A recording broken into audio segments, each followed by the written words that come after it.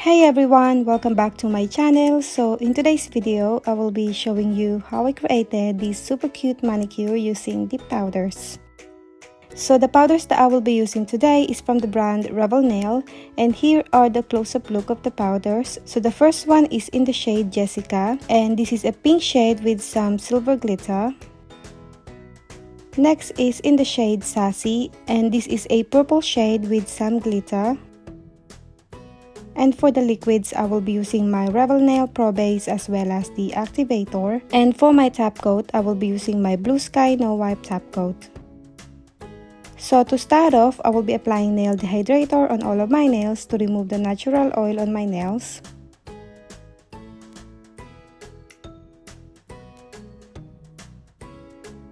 So then next, I move on to my UNT Peel Off Base, and I will be applying this on all of my nails.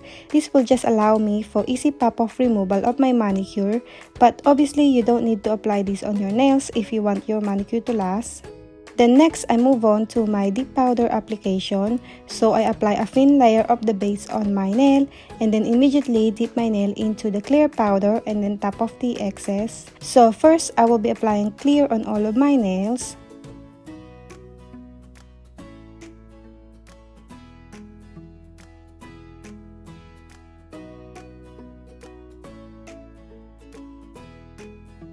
So then once I'm finished with one layer of clear, I brush up all the excess powder and then I move on to my colored powders.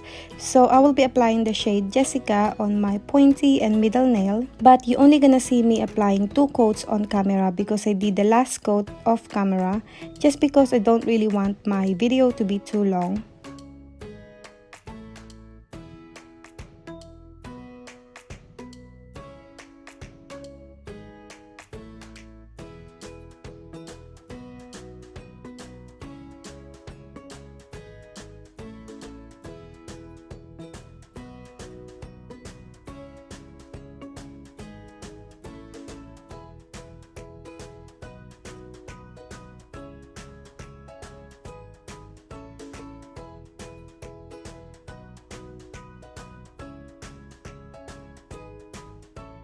So once I'm finished with 3 coats of Jessica, I move on to my next powder, which is the Sassy, and I will be applying this shade on my ring, pinky, and thumb. And again, I will be applying 3 coats of this shade.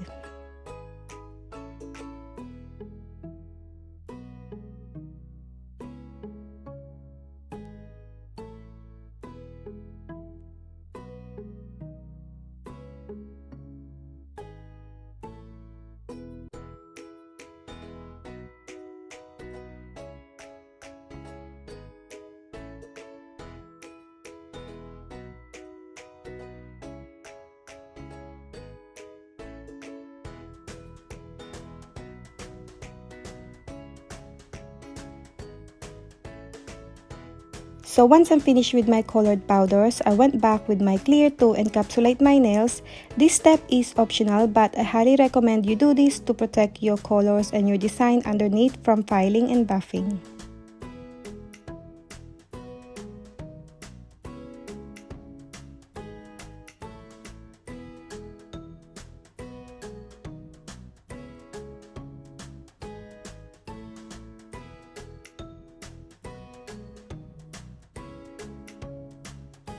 So once I'm finished encapsulating my nails, again I brush up all the excess powder and then I move on to my activator. So I will be applying a generous amount of this on all of my nails. This will harden up the powder and make it ready for filing.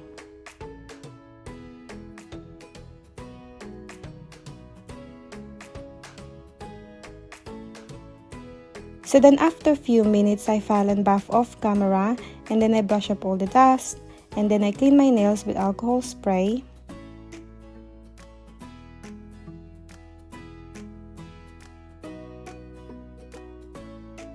Next, I move on to my Blue Sky No Wipe top coat, and I will be applying 2 coats of this on all of my nails and cure it for 30 seconds.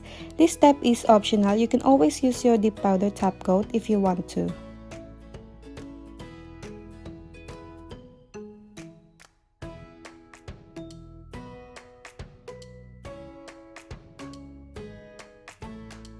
So once my nails are cured, I apply cuticle oil.